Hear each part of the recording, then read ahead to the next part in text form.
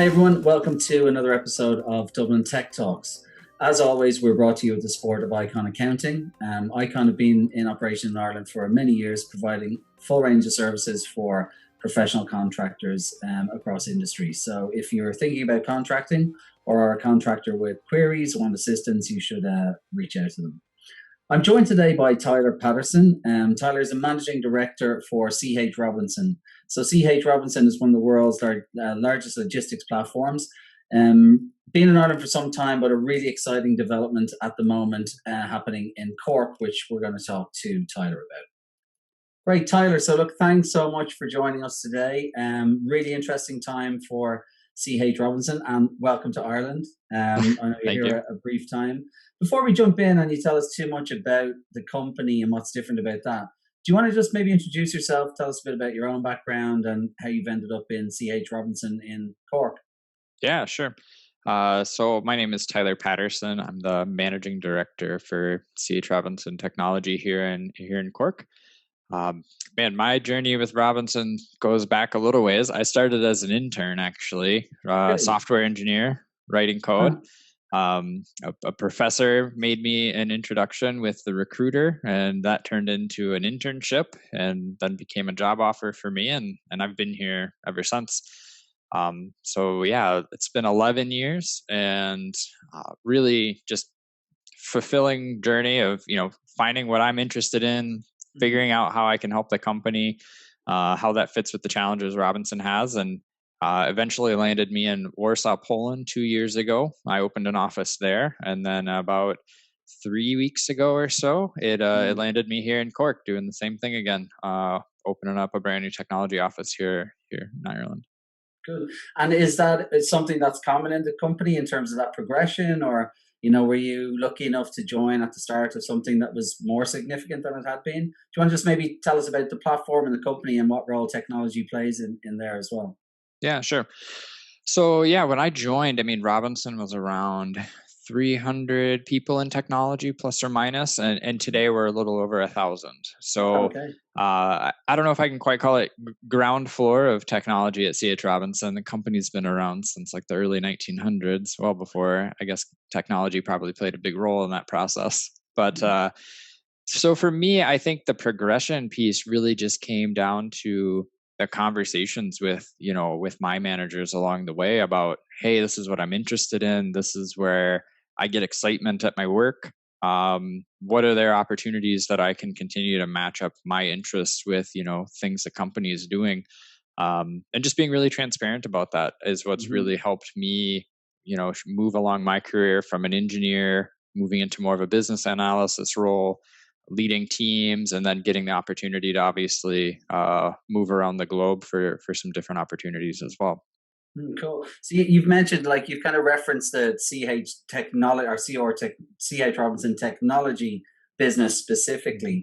Is that different from other businesses in your industry? So have CHR put a stronger emphasis on the platform and how that enables you to unlock potential for customers?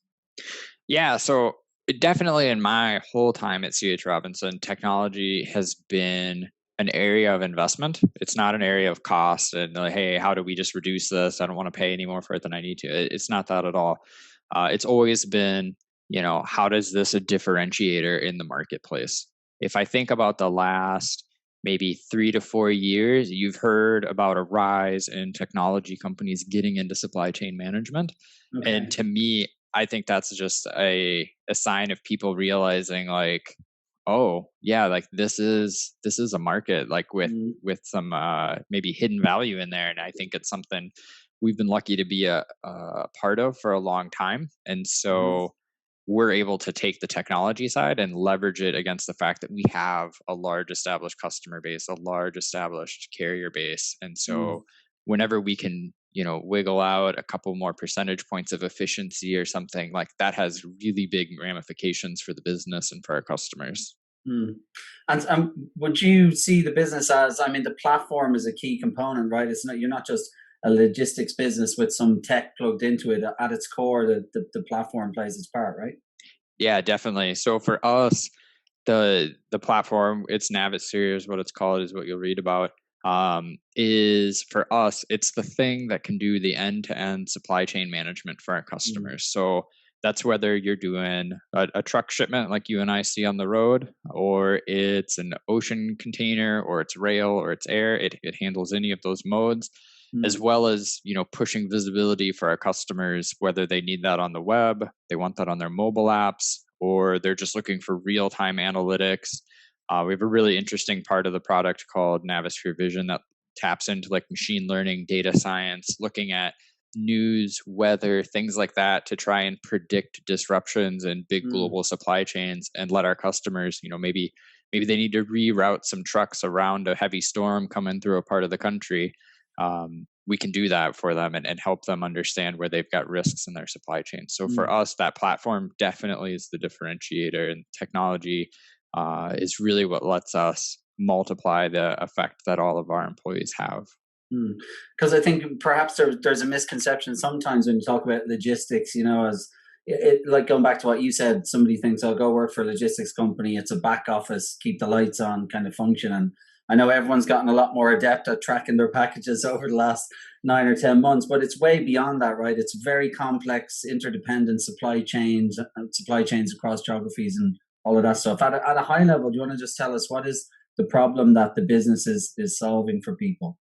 Yeah. So, I mean, like you mentioned, we've all gotten really good at tracking our parcel packages, but it's not something you necessarily think about. But that delivery person who shows up at your door, that's not the person who picked it up at the manufacturing plant wherever Mm, that product was made, right? mhm. And so the supply chains really have seen a heavy strain on them, be it, recently here, Brexit, or obviously COVID, keeping shelves stocked, keeping drivers employed, making sure that we're moving goods effectively. Everybody's keen on, I placed my order, and maybe before we were okay if they said a week, and now it's like, that's my groceries. Yeah. I'd like them tomorrow. And so that's, been a really key area for us where it's felt like we've had a really positive impact in the world, is to help people get their goods, get them on time, really focus on eliminating the disruption as much as possible for people, Mhm. because that supply chain is something that maybe we all didn't think about a year ago, a year and a half ago as much, For because you're sure, right, yeah. it felt back office, but Mm, it's really not. It's a difference maker for so many companies. When they think about, if products aren't on the shelf, people can't buy them, people can't get the benefit from them. It's what keeps mm. businesses open, and it's what lets you and me be able to go to the grocery and still be able to pick up a roll of toilet paper, right? Yeah, exactly. Definitely essential item. If you look at that then, and on the kind of the last, well, I keep saying 8 or 9 months, but it just keeps getting longer. But say over the last year, what type of challenges have been presented to your business, through those disrupted supply chains and, everything from availability of raw materials through, more pressure markets, availability of staff to just process things from a logistics perspective. Have you had to operate in real time and tweak that? Have you learned anything about how agile your business is through that period? Yeah, definitely. So, you touched on a good one that I don't think people think of quite as much, is when it comes to logistics, it is about how do you keep goods flowing through smoothly. And when we experience a disruption like COVID, like Brexit, it really changes how those supply chains work. And because Mm, of the history and the data and the information we have from our customers, we've been able to go to them and help them optimize other processes outside of like the direct shipping supply chain, mhm. to make good decisions. A good example would be when it comes to building out products, you've got to source raw material, and that Yeah. becomes maybe more challenging to store or to ship, and you have other issues there. So we've been able to work with them on, hey, how do you plan the right production in Mhm, order to match the new logistics market of transportation, and mm, keep things on the shelf in the best way you can. Be more mindful of the costs that you pay for things like maybe holding in a warehouse versus the shipping costs, things like that. So we've mhm, really been able to like leverage some of our data and experience with our customers to help them make better decisions. mhm. And like I mentioned, it's really been a difference maker for some of these companies, whether you're the biggest companies where you're talking about saving millions and millions of dollars, or we're talking about small businesses who are just trying to keep the doors open, and the difference between paying some storage fees on a handful of pallets that might be all Mm. that they ship in a month, can really be a big difference to them. So the impact, I think, has been big for people. No matter if you're the biggest of the big, or you're just a small company looking to keep your local business alive and employ a couple of locals. And is that modular component, is that unique to your business, or something that you've made sure to have in place? So, like you said, your customer profiles vary wildly from your huge multinational enterprises to mid-sized businesses. So, what part does the platform play in that? And Yeah. do you have a typical customer profile? Yeah, so when we think about our software side, I mentioned like Navis for Vision a bit ago, and that's really geared at those really large global multinational shippers who have, Mm, thousands of shipments in place at a single moment, and they want to, reroute swaths of traffic around regions of disruption. And so we have products built to them, but we definitely have products built towards, small businesses. One of them is called Freight Quote by CHR, and that one, for instance, just allows small businesses. It could even be you and me, right? Maybe you're just hmm. shipping something. I don't know. You're going to ship an engine or something like that, right? You need to Yeah. pallet it, and so we offer up a service that allows individual people to go out there and price and get a quote around shipping things that you wouldn't throw into Anpost, but Yeah. uh, you're not really sure maybe where to go either. And so the nice thing is we're able to leverage our scale for those smaller customers and help them on Mm, pricing. Because if you just call up, FedEx or UPS or whoever it is and say, I need to ship a 500 kilo pallet, mm, you're going to pay thousands of euros yeah. to do that. And Yeah. we can help leverage them with some of our size and scale to put you in with other freight that we've got coming in and out of Ireland and help you Mm, out with the pricing there. So good. definitely we try to tailor the products down to the consumer, because it makes a difference if you're just shipping a few pallets a month or you're shipping a few thousand pallets globally. Yeah. Cool. So you mentioned you built a tech business for the company in Poland. So hmm yeah, clearly you've landed here to do a similar job from an Irish perspective. What's the focus of the tech work going to be in Ireland, and why have you come here and not just an extension of what's already being built in Poland? Yeah. So here in Cork specifically, we're looking at growing and really taking on the leadership over our DevOps practices for the company. Okay, So great. I mentioned we've got around 1,000 IT employees today, and within there, we've got around 3,500 DevOps pipelines actively going to production, day to day as engineers are working on it. And Hmm. so we've really grown what we've been doing there. We've got some existing folks for those teams in the US, in Poland, but we're looking to further growing those teams here in Cork. And I'm pretty excited. We've just recently picked up a new director of engineering who's going to be leading over DevOps for us globally here out of Ireland. So that's a pretty exciting thing, I think, for us here, is expanding where our leadership is for technology globally as well. So that's a big area for us. We're also looking at some roles in security right now. And we have a few other shared services being covered. So today there's also some finance roles. And I think in the next couple of months, we should be having some automated test roles, analytics types roles. So really just getting started here in Cork, expanding where we have our technology talent. Hmm. We do have a business office out in Dublin, so they're doing global forwarding business work. And we really enjoy having our tech offices close to our business offices, Yeah. because hopefully once COVID's done here and we can all connect, it's a great resource to have our stakeholders, our users, within a reasonable distance to talk to them about, hey, what do you see and what's useful? How can I build this? Can you test? So it's really great to Hmm. have that engagement with them too. Good. And like you've been with the company for some time. So what is it that keeps you excited and involved in this business? Why do you think people would find, in addition to all the stuff that you've outlined already, what are people going to get from this type of work? Yeah, so I think for me, the biggest thing has been the amount of challenges that exist in Mm, supply chain, and the fact that they haven't all been solved yet. This isn't a solved problem of just repeating what someone else has already done. These are mhm. new problems that don't have answers. If you really get deep into it, and some of like the logistics optimization that can happen, some of those are actually like mathematically unsolvable problems. So to Okay, me, right. that's exciting in terms of Yeah. like there's new ground to be made in the Mm, logistics space in terms of like if you're really into like the computer science and the problem of it, mm, it's really exciting there. I think also for me, it's the fact that like this has been a business that makes a difference. I touched on a little bit with some of the supply chain impact we've had, but to me, it's always been exciting that this is something I can feel good about doing. mm, Don't get me mm. wrong, there are lots of businesses out there and people love what they do, and it's no knock against those in any way. But for me, knowing that like when I'm in the stores and I want to pick up some goods, you know, I know where that came from. I know Yeah. what it took to put like Mm, a jacket on the rack inside the shop that, I'm trying on now. mm.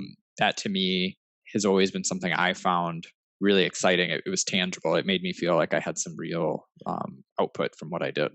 Yeah, I get it. I mean, seeing the real world application of the work you're doing in tangible terms, for a lot of people is the type of work that they want to be involved in, and just seeing what you do, how it impacts in the physical world, rather than, as you say, not knocking those businesses, but something that's just a process in part of something bigger, but essentially internal and never leaving the confines of that business. Yeah, it's a different proposition, all right. Yeah. Just, I guess, on that, is there any, anecdotally or anything in the past that surprised you about the product as you've evolved, or new customers have come on board or solving certain problems for customers?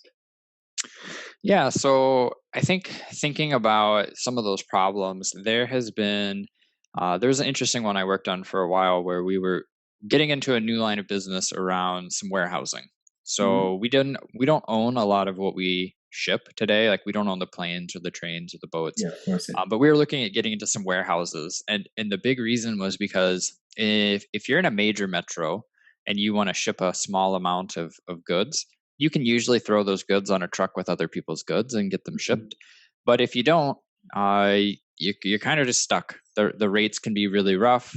Someone's got to make a special trip out to you to get your things, and that's a challenge. Mhm. And so we started looking into building these warehouse locations, not in the major metros, but somewhat close, so we could take advantage of them, where people could localize the freight collection into an Mhm. area, and then they could consolidate it onto a truck that would maybe make that long haul drive across countries, or across the region, and then deliver it to someone local who again can make that local delivery for them. Mm.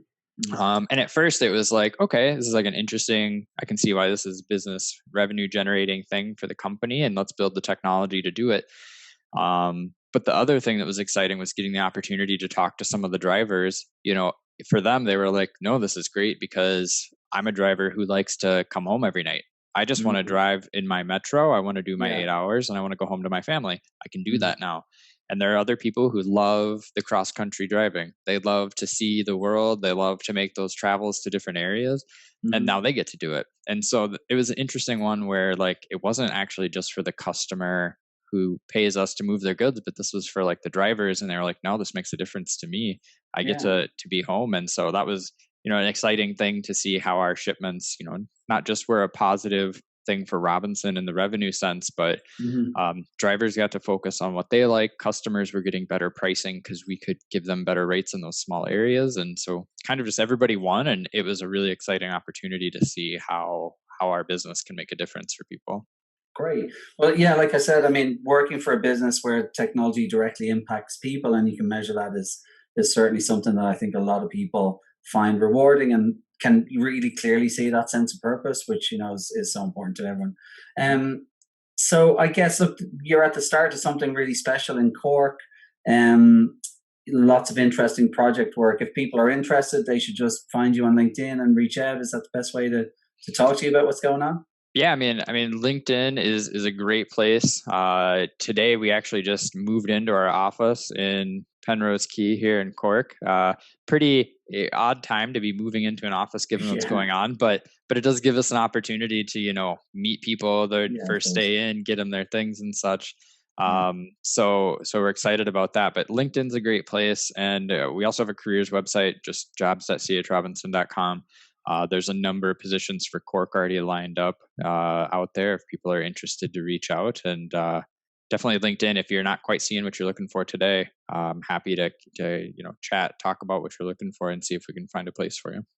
Great. Well, look, thanks for that. Really looking forward to seeing how you progress. And I think from past experience, I'm sure you've heard this from everyone before, but oftentimes when businesses come into Ireland and start to get some work going, the quality of the people that we have here, that from all over the world, makes for a really diverse workforce, some really quality output. So I'm sure it's the start of something big for you guys down in Cork. Wish you all the best with it. Yeah, thanks so much, David. Really appreciate it. Really glad to be here. People have been incredibly welcoming, so really excited. Yeah, you'll find that it's a lot better when you can actually go out and Yeah, mix with people. So oh, the of best course. is yet to come. Trust me. Look, Yeah, thanks for that. And what I'll do is I'll make sure that we're pointing people back to the careers site in the post when we put it through on the socials. Yeah. awesome. Thanks. Great. Take care. Thanks again to Tyler for taking the time to tell us about what's going on in CH Robinson. So certainly another really good news story for Cork and Ireland in general. Some super interesting technical work coming up there. So please do reach out if you'd like to hear more. We'll be back with some more of these video style interviews, as well as some lunch and learn dates that we are just locking down at the moment. So we'll give you a sense of what's coming up over the next week or so, and hopefully we'll see you again. Thanks. Bye.